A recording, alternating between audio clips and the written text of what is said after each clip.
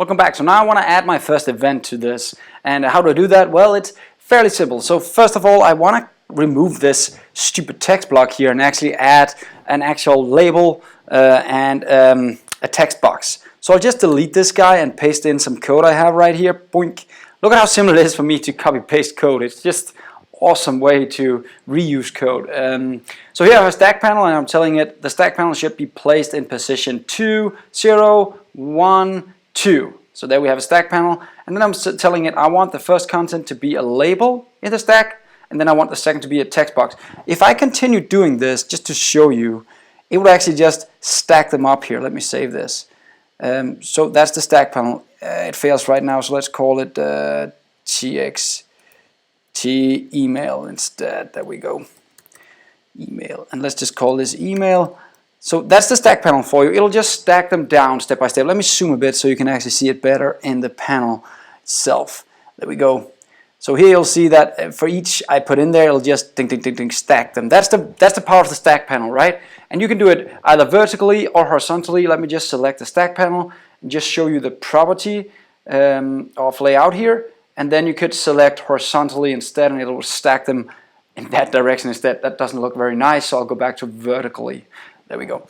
I'll save this, and now we have some kind of items here we can populate, and we have a text of name and we have a text of email to put in some data.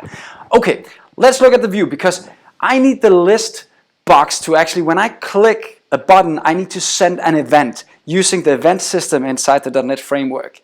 So how do we see what kind of events are available for ListBox? Here you have a wrench, but you actually also, if I zoom a bit, you also have a small lightning here. I'll click that. And these are all the available events for a ListBox, like drag over, drag out, drag leave. We're looking for a specific one called selected item changed. Selection changed is right here. So either I can type in my own message here saying selection changed, or you can just let it auto-complete it for you by pressing enter, or you can actually double-click the list. All three will actually end up sending you through the code behind, and here you actually get some kind of event. So from now, whenever I click that guy, it'll actually trigger this event. We'll talk more about events later, but right now that's all you have to know. So what do we need to know? Whenever I'm triggering that event, I want to get the selected item. So let me say var for the variable of some kind and get the selected person.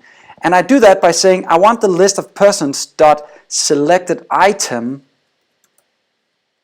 like this as a person. So I'm typecasting the selected item into a person. I'm saying whatever is selected right now, convert that into a person. So I click, the event is hit. I'm saying pull out the information right now, what is actually selected. If that selection is not null, so if there's actually a selection happening, then I want to do something. I want to go in and I want to say text dot name should be equal, dot text should be equal the name of the person, right? Text email, the email guy's text should be equal the person's email. Now where's the text property coming from?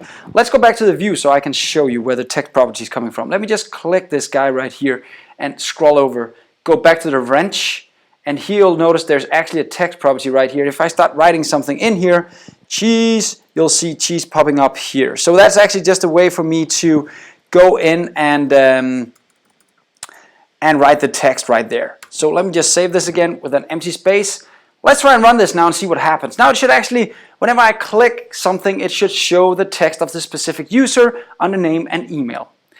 So the code is up and running. Let's try and click here. There we go. There we go. So now I can switch between these two. Everything seems to be running.